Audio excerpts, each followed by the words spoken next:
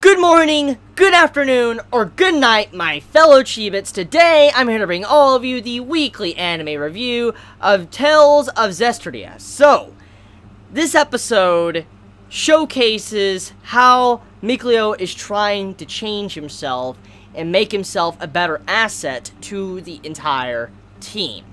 One of the big things about Mikleo and what he realized after seeing everything that's been happening in these recent episodes is that he's very weak. In the grand scheme of things, he can't really accomplish everything that maybe the Lady of the Lake can. He is not that strong. He is not as strong as she is, and he can't be an asset to Zestiria that well. He needs more power. He needs to be stronger. And so, in this episode, he takes note of his flaws, his weaknesses as a person, and he's like, I need to do something. And so the Lady of the Lake is like, there's some ruins far off that you can go to, and there is a relic, a sacred relic you can get that will make you very similar to me.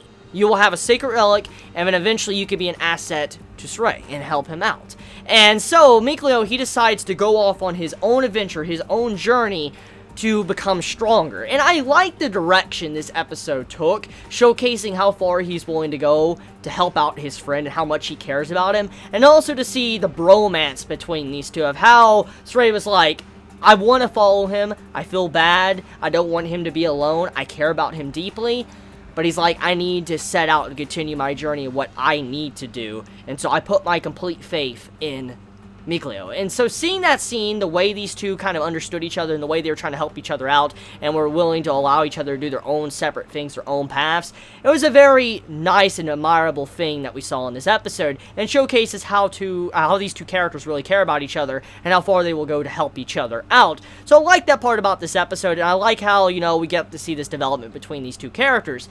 Now, besides that, however, there's one thing in this episode that I really liked. It goes to show you the maturity of Zestiria and how he's able to kind of overcome political situations maybe in the near future.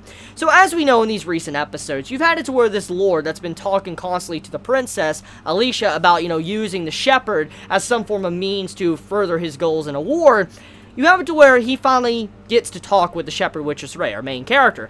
And so he talks to him, and he's trying to win over Zestiria over as his friend, like make him his friend and all that, trying to win him over to where he will follow his orders. Kind of make the shepherd a puppet. That's exactly what he was trying to do. And I like the overall atmosphere of that scene, the way Zestiria was able to kind of just cast aside his ask for friendship. He's like, I don't think you really want to be my friend.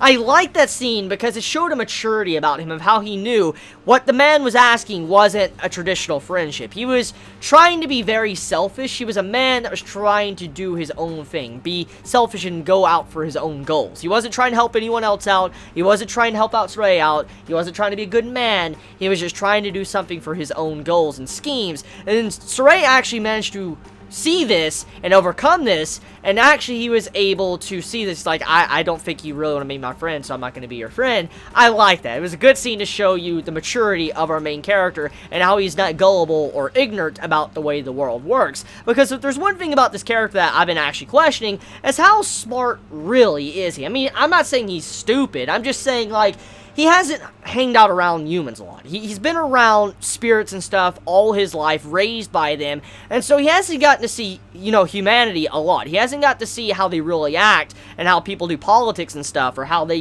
how merchants work and stuff. So seeing him in this situation, to see how he would react to people trying to talk to him, or kind of whittle their way into his life to where they can make it to where he might, fall underneath their control, I'm glad he was able to get out of that, and where he was able to take the initiative to say, nah, I don't want to be your friend, I'll do my own thing and all that. It just goes to show you he is mature and he's not gullible. So good stuff right there. A very good part about this episode to show you what type of character we have.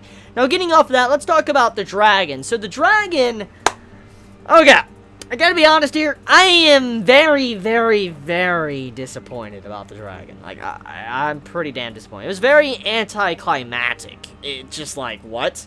I mean, the dragon came, it destroyed a bunch of shit, killed probably a bunch of people, And we saw the devastation in this episode. It was one of the main moments of this episode where you see a bunch of people trying to rebuild the town that was destroyed, and how all these people were working together, many were injured. We get to see this scene. And so it wasn't like the dragon didn't do nothing, but the way it was done was, it's just like there was no fighting and all that. There was nothing that really made the scene impactful enough. I just felt like it was very anticlimactic to me, and hopefully I am not the only one that felt that when I was watching this episode. It felt so anticlimactic when it came to the dragon just appearing and then just disappearing like that, and I'm like, okay, that's just weird. And so, besides that, however, the episode was really good. I mean, I enjoyed the ending conclusion of it, especially seeing the build-up and all that with, the two characters, but also to see how everybody's going on their individual journeys. I mean, you have it to where Alicia, the princess, she's doing her own thing, she's going out to do her own thing for the people that are sick. You have it to where the shepherd, which is Ray, our main character, he's doing his own thing to hunt down the dragon. You have it to where Miglio, he's trying to get the sacred relic to where he actually can become an asset to our main character. Everybody has their own goal, everybody's doing their own thing, and I'm a big fan of this, and so I like the direction that the series is going. So let me know your thoughts in the comments below. You all have a wonderful day or night wherever you live. Please be safe. Chibi out.